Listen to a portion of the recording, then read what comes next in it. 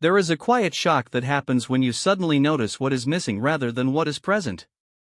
It is the moment when absence becomes visible. You look around at abundance, choices, variety, and praise, and then you realize something essential is not there at all. That moment is the beginning of this story.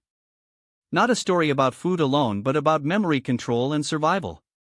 In a world that celebrates itself as a food capital, the silence around indigenous food speaks louder than any menu. The context matters because food is never just food. It carries history, identity, and power. For many cultures, food is how knowledge moves from one generation to the next. It teaches patience, seasons, respect, and restraint. When that chain breaks, something deeper than taste is lost. In this case, the break did not happen by accident. It happened through forced change, through systems that replaced living knowledge with dependence. The first surface insight is simple and heavy. When people lose control of their food, they lose control of their health. This is not only about calories or nutrients. It is about relationship. Knowing where food comes from changes how it is eaten. Hunting, fishing, gathering, growing, these acts create balance. They require movement, attention, and limits. When food arrives disconnected from land and labor, it becomes easy to overconsume and hard to respect. Think about how different a meal feels when you cooked it slowly versus when it comes packaged in fast. One invites care. The other invites speed. Over time, speed becomes habit. Habit becomes illness. The hidden assumption beneath this is that modern food systems are neutral or even helpful.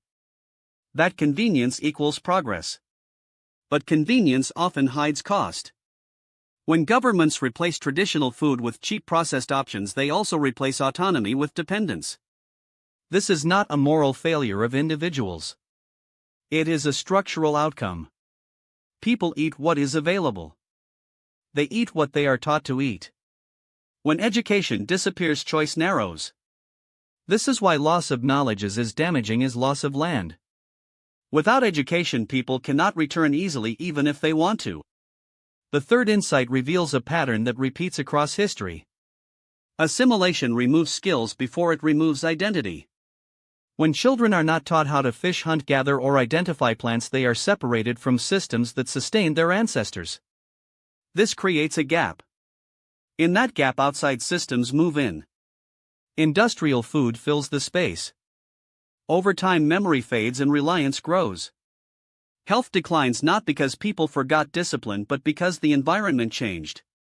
This pattern is not unique to indigenous communities. It appears wherever local systems are replaced by distant ones. But its impact is sharper here because the knowledge loss was forced and widespread.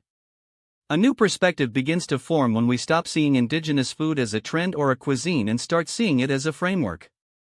It is not about recreating the past exactly. It is about restoring principles. Eating from the land you are on. Respecting seasons. Using the whole animal.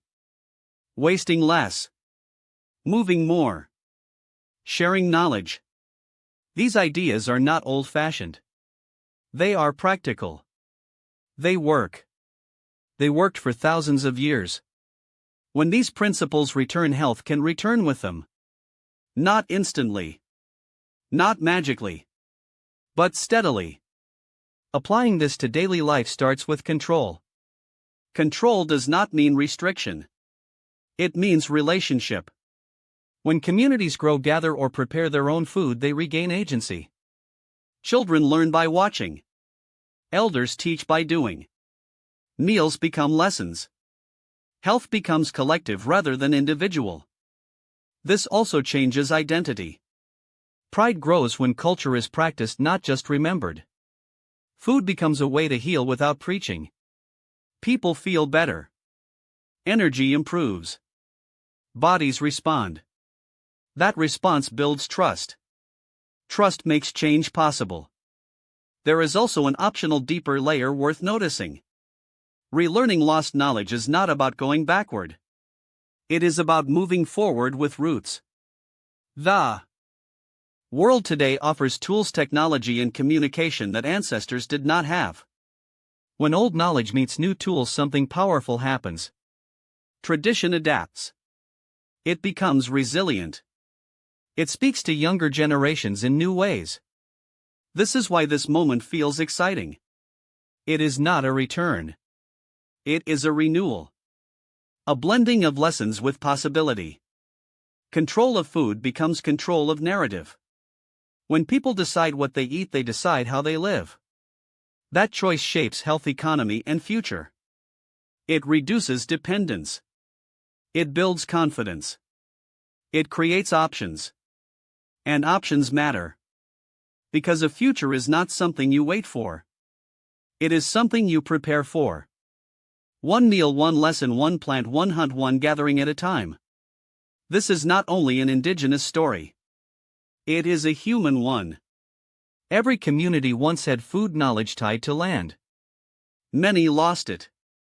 Some are finding it again. The question is not whether the past was perfect. It was not. The question is whether we are willing to learn from what worked and adapt it to what exists now. Food is a place to start because it is daily. It is shared. It is unavoidable. Change does not have to be loud. It can be cooked slowly. It can be taught quietly. It can grow season by season. When people say if we can control our food, we can control our future, they are not speaking in metaphor. They are describing a system. One that connects land, body, culture, and choice. So as you think about the food you eat and where it comes from, what knowledge might be missing from your plate and what could change if you began to reconnect with it?